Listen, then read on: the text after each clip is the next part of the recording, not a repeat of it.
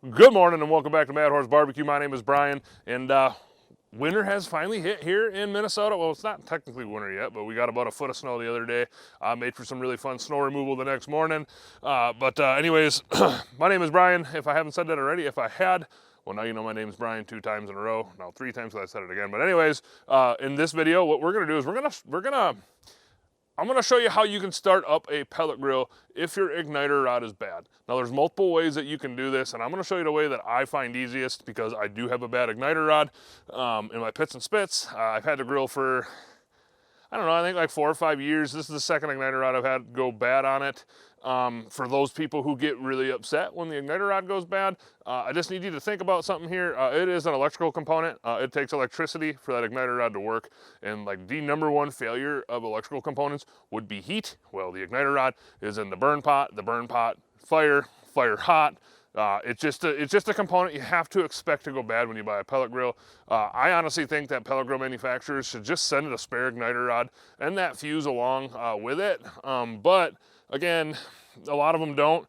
But it's not really that big of a deal because most pellet grill manufacturers have an awesome warranty program. My pits and spits I bought from a dealer, so if I ever need parts, I just get a hold of the dealer, and he's in Minnesota, I'm in Minnesota.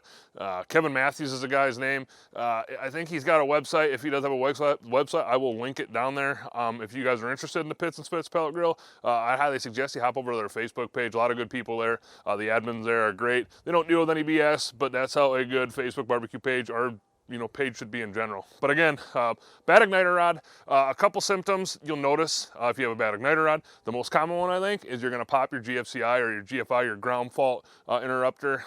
This one doesn't. The igniter rod just doesn't get hot. So I checked connections on the board, it's good. The igniter rod in this thing's probably, well, I'd say 3 years old because the first one I had to go out probably within 6 months, which I've owned 5 or 6 different pellet grill, and that's, kind of normal. But anyways, I'm gonna show you, and then the second, you're right, yeah.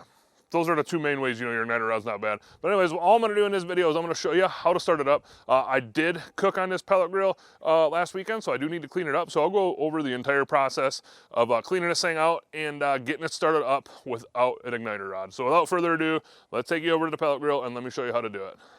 All right, down at the pellet grill, again, I could move to a different spot because the sun's gonna start coming up in weird spots here, but we're just gonna make this work. Like I said, I did cook on this like last weekend, so let me go ahead and get the grill grate pulled out. Get my heat deflector pulled out. Or it's just the drip. This is the drip tray pulled out. Now I'll get the heat deflector pulled out. First thing I'm going to do is I'm going to vacuum out the inside. I do this more than likely about after every cook, if not every other cook. You don't have to, I just do.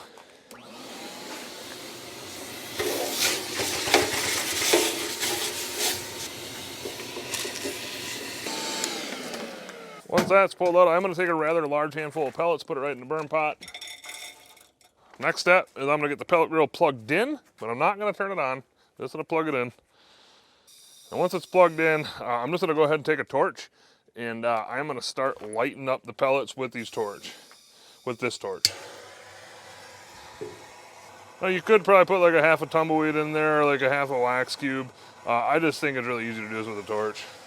And you'll notice that I'm not starting the pellet grill up right now, just because when you turn the pellet grill on, it kicks the fan on, and I want to get a nice hot bed of coal, or I want to get these pellets somewhat ignited before I do that.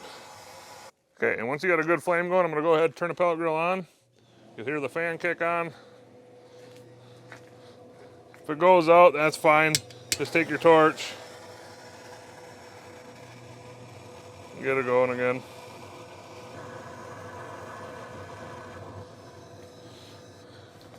And then once you got that flame going, before you start putting the grill back together, I kind of like just to leave it left open to make sure that flame stays going for about a minute or two.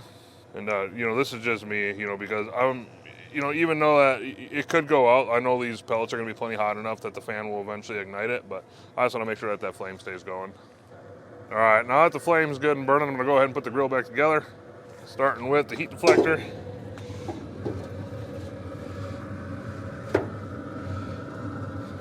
Next is going to be your drip tray. Then the grill grate. And go ahead and close the lid and let this thing come up to temp. All right, and you know, that's about it. You know, so this is super simple. Obviously, it's not as convenient as just plugging this thing in and hitting the power button and letting it go. But you know, when you buy pellet grills, or for that matter, any kind of electrical or component that has electrical components in it, you kind of just sort of have to expect failure. I know they have beefed these igniter rods up. They made them ceramic. They made them stainless steel. I don't know what I have. I just know that what I have to put in is going to work. But again, it's just something that you have to kind of expect to happen. And when it happens, here's a very easy way to get it going. I will say the lowest that this pits and spits goes is 180. At 180, this is completely fine. I've done 180 for 5-6 hours with a bad igniter rod. The fire stays going. Some pellet grills have the capability to go down lower than that, like 150. And I think you should be fine with that. But then again, I'm not sure that if it dips down past 150, you know, because at 150 you're smoking a lot, so that means it's kind of smoldering when you're smoking a lot. So I'm not 100% positive that you're going to want to run it much lower than 180 on that, just to make sure you keep the fire going, because you got to remember the igniter rod is bad. So if the fire does go out, it will rely on that fan and that igniter rod to kick back in to get the pellets back in lit. So I'd probably just cook at like 180 or above. So, you know, now besides that, I hope this video helped you guys and girls out. Super simple to do. And like I said, if you don't have a torch and you have like a wax cube or some tumbleweeds, just put like a half a wax cube in there, light it with a match, put some pellets on it, let it burn, turn it on, and you'll be good to go. So now besides that, I'm gonna go ahead and sign off. You guys and girls have a good day, and we'll see you next time.